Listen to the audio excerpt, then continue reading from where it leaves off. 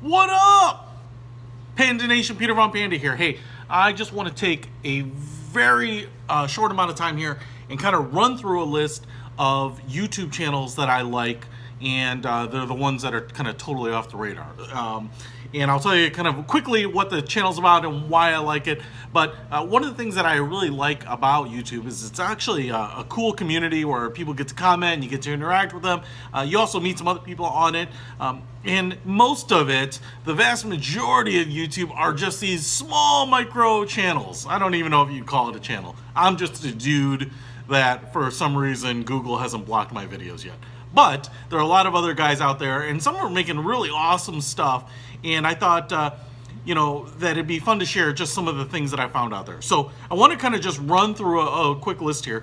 Now, there's a number of reasons that some of these channels might not have a lot of activity. One, their funding. Two, I don't really know what happened to these people, so maybe they're not around anymore, which is totally possible. Three, maybe they just got tired of it and aren't doing anything. Some of them are creating a lot of content. Some of them are doing it regularly and pretty small. And, some are getting pretty big. But I want to throw them out there and just let you kind of decide. But, you may have not discovered some of these, but I do a lot of surfing on YouTube.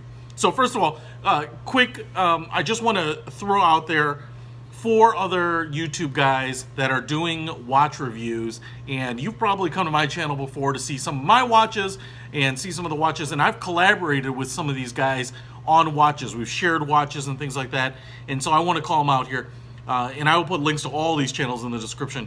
Aaron Dunlop, Watches Galore, Scott over there. Chris Marshall has a channel too, and Time to Go Travel and Timepieces. That's a dude up in Ontario in Canada, and just 4 really good guys collaborating. Between all of us, if you aggregated all our subscribers up, we're still pretty small. So I appreciate you watching, my channel and the reviews, but you'll see some similarity with those guys. But I really just love kind of like the down and dirty, as a consumer, this is what we think of a watch. We're not, watch snobs or really, or been in the industry and really like academics about it. It's just kind of our take. And so I think if you like my channel for some of the watches, you definitely probably want to check out Aaron Dunlop, Watches Galore, Chris Marshall, and Time to Go Travel and Timepieces, because they also have some really interesting perspectives, and I learn a lot from them. So, and I think if you comment on that, you comment on their videos, they'll respond to you. Okay, the other one I want to throw out there is Aviation International News. These are all going to be an eclectic mix of stuff, but they do like really short videos on kind of airplane news, a lot of like private jets and private planes and things like that, and they're really awesome. For some reason, I've always loved planes. It'd be awesome to own a plane. It's kind of like one of those dreams as a kid where you're jet setting. But Aviation International News, even if you're not totally into it, they just do kind of like short 2 to 4 minute clips. You kind of see what's going on. I love it. They do really professional grade clips with a lot of production value, and for some reason their subscriber base is really low. The next one I want to say is IslanderHero. Now, I think the dude is from Hawaii with the apostrophe. I have been to Hawaii, love it. Love Hawaiians in general, mostly, even though they call me Haole, where I think mainlander is a little less derogatory. But he has an awesome channel. He's funny. He's a Second Amendment guy. He does survival and food and things like that. But very few reviews, and he's just kind of a hoot. So check him out. The next one I want to throw out there is, I'm kind of ticked that it's not bigger, is Jessica Hernandez. She's a singer from Detroit. She has a channel, Jessica Hernandez and the Deltas. They have a band, young girl, smoking hot, Mexican, Cuban descent. She's a good singer. It's kind of like postmodern jukebox swing kind of style. It's just kind of a funky hipster type of thing. And, she's just did an album in Spanish. Just love her, love the idea that she's from Detroit, love her Hispanic heritage, but, and she's cute as a button, tatted up, a lot of body art, but for some reason they're not hugely followed, and that's bull, dude. She ain't singing It's Cold in the D, she's singing decent stuff, and good looking.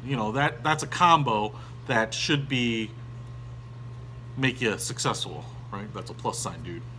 All right, Jessica Hernandez, check her out. All right, John Kerfoot. I'm sticking to my Detroit roots here for a couple channels here. John Kerfoot, funny dude. Don't know him, but love and subscribe to his channel. If you've ever seen those Pure Michigan commercials with the theme from Cider House Rules, he does like the parody commercials, just making fun of a lot of Michigan areas. So check him out. They're super entertaining. I love his stuff. Keep it up. Keep it up, John. Love it. Next, it's a pretty big channel, but I'm going to throw it out there because I love it. If you're a Detroit Lions fan, you got to subscribe to SandmanLions.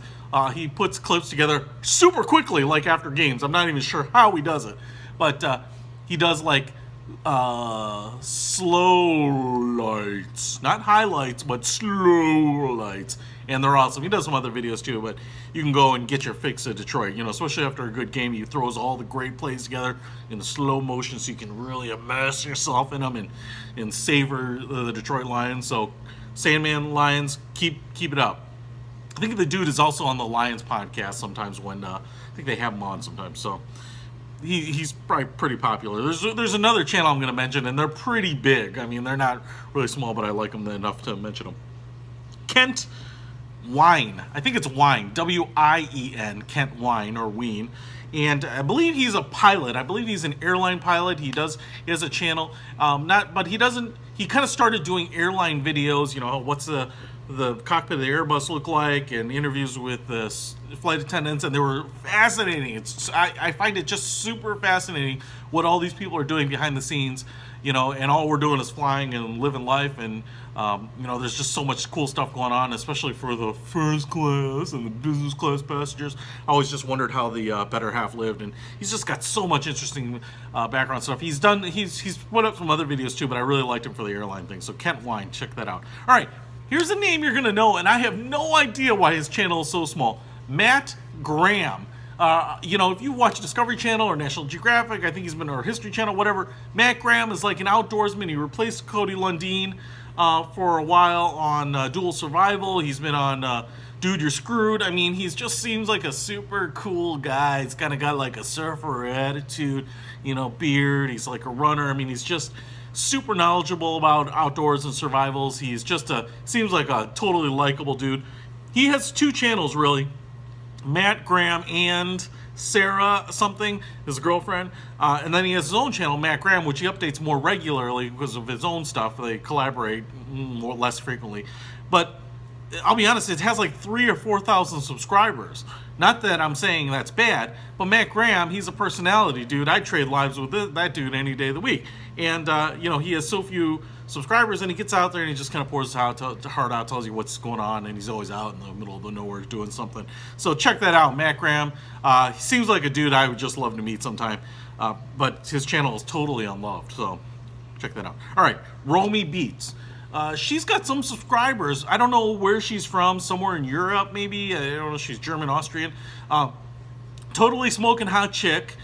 And she beatboxes, you know, she makes the music with her mouth. She makes the music come out of her mouth. And she's totally awesome and skilled and like fascinating. And you'll start a video and it'll be like 4 minutes long, and she's just whatever, freestyling or whatever they do. And you're just mesmerized. You'll be like this watching the video. So, I mean, it's just crazy because she's smoking hot and she's like skilled. I mean, it's just kind of one of those crazy talents that you just can't learn. You're either born with it, I guess. Romy Beats, check her out. I think she's kind of big in the beatboxing world. I think people know her, but I don't know why more people aren't following her channel. All right, the next one. Jennifer O'Connor's channel is TheHotViolinist. I don't know this chick, but she calls herself the Hot Violinist. She is a violinist, so she plays the fiddle, and she's good. She's very good. But I think, you know, her gift to the world is that she's hot. She is hot. I even commented, I think, on one of her channels. I was like, you know, when you call yourself like the hot anything, you better be pretty hot. She's pretty hot. Like, but not like, I don't know, like Alice Eve type of hot. She's just like a good-looking girl next door, occurs in the right places, and she's talented. So you can go listen to some good music, and she seems kind of like a free spirit, and, you know, I don't know why more people aren't going to her channel. I would say though, I would like her to keep upping the resolution that she's shooting in, because you know, people that are hot, you want to see them in like 1080p or 4K, not like this channel. All right. The next one now, Tisha. Tisha's she's an awesome chick. I'd love to meet her too, but she hasn't updated her channel in a couple years. I'll tell you that. So I'm not sure what's going on with Tisha, but she has a channel called Tisha UnArmed, and it's kind of quirky and fun because Tisha is a girl that was born without arms, and so she's named her channel Tisha UnArmed, and it was really just a bunch of videos kind of showing how she does things in life without arms. Like, how does she get gas, and how does she drive a car, and how does she dress herself, and all these things. And it's fascinating because you've never had to think of it, and then when you do think like, oh, if I didn't have arms, how would I do that thing? And you know, it's kind of brilliant in a lot of ways, and just fascinating, and it's cool to see you know, someone who just lives life and doesn't even think of it as like a disadvantage. So she's totally cool. I would love to see some updates from Tisha. Tisha, please give us some updates. I'd love to see what you're up to. But even the videos that she has are just fascinating. You'll watch them all because you'll just be so intrigued. All right, now here's the big one that I was going to tell you about. This is a channel called Townsends, and I actually think they recently renamed it, like from James Townsend and Son. You know, they still call it the James Townsend and Son channel, but I think the channel just goes by Townsend, so they may have changed that. Now, this is not a small channel. At least I wouldn't think it is. It's over 200,000 subscribers, I think, or about 200,000, maybe 150,000, whatever. But it is so interesting to me that it's just worth mentioning, because it's not one of the huge channels. It's not an SS Sniper Wolf or a what's that, DeFranco guy, whatever, right? So what's interesting about it is they get dressed up in kind of 1700s, 1800s garb and cook. I mean, basically it's a channel about like food from, you know, early colonial and past times, right? You know, from like colonialists to, I don't know, maybe through Civil War. I'm not actually sure what all time spans are included, but it's just brilliant because it's like a lot of the foods that you know, but obviously the methods have changed quite dramatically. And it's actually kind of interesting to figure out and hear about why things are named the way they are, right? Like cupcakes and pound cakes and pemmican and all sorts of stuff. So you'll kind of watch it and it feels like a PBS show.